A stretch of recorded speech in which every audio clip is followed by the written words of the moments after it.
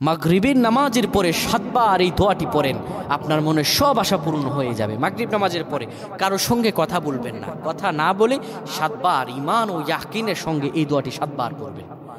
রাসূলুল্লাহ সাল্লাল্লাহু আলাইহি সাল্লামের হাদিস এটি। আল্লাহর কাছে কোনো কিছু অভাব নাই। আল্লাহ বলেন, আল্লাহু ইউদাইফু লিমান ইয়াশাউ আল্লাহু ওয়াসিউন আলিম। আল্লাহ হলেন প্রাচুর্যের অধিকারী।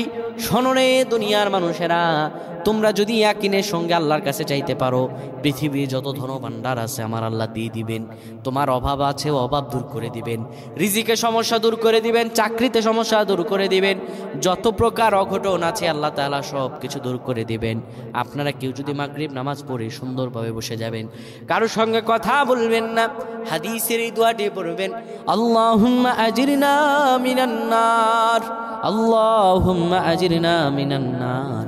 7 বার পরে এরপরে দুরূদ পড়ে আল্লাহর কাছে দোয়া করবেন। চাইতে দেরি হবে, আপনার দোয়া কবুল হতে দেরি হবে না।